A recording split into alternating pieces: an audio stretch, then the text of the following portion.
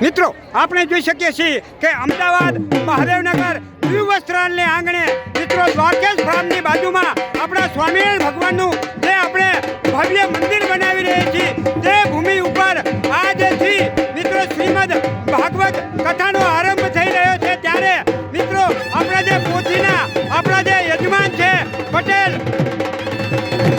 અમરતભાઈ લક્ષ્મણભાઈ કમળાપુરાવાળા તેમના દ્વારા આ ભવ્ય પોથી અહીંયા આવી ગઈ છે અને આપણી એ ભવ્ય પોથી યાત્રાનો હવે અહીંયા શુભ આરંભ થઈ રહ્યો છે।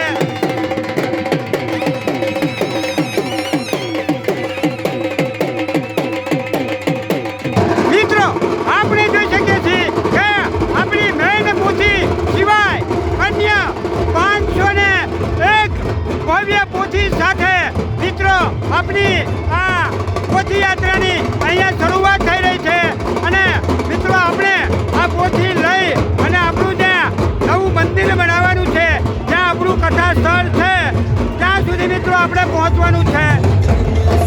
મિત્રો આ છે 501 પોથી સાથેનો આ ભવ્ય અદ્ભુત નજારો।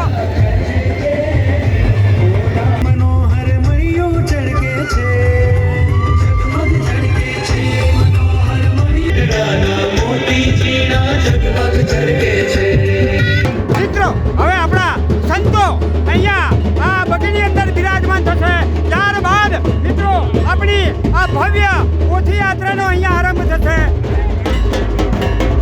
મિત્રો આપણે જોઈ શકીએ છીએ કે આપણી આ બગીની અંદર આપણા પ્રેમ સ્વામી અને આપણા વક્તાશ્રી એવા આપણા જગતપ્રકાશ સ્વામી આપણા હરિકૃષ્ણ મહારાજને લઈ અને બિરાજમાન થઈ ગયા છે। આ બાજુ આપણા વિશ્વપ્રકાશ સ્વામી પણ બિરાજમાન થઈ ગયા છે।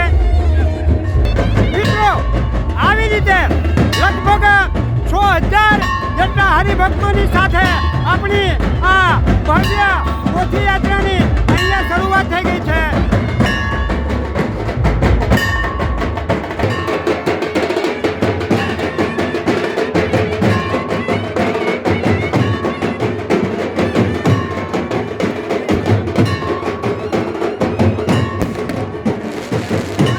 મિત્રો આપણે જોઈ શકીએ છીએ કે આપણી આ બીજી બગીની અંદર આપણા ચેતન સ્વામી અને આપણા વંદન સ્વામી બિરાજમાન થઈ ગયા છે।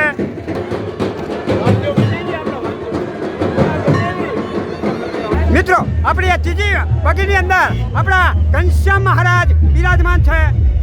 દાદા થોડીક ફેરવોને દર્શન થઈ જાય બરાબર।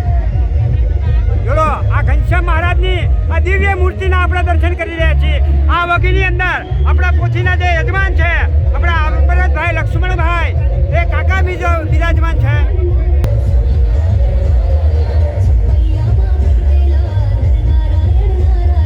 જોઈ લો મિત્રો તમારી નજર ન પહોંચે ત્યાં સુધી આપણને પોથીના દર્શન થઈ રહ્યા છે।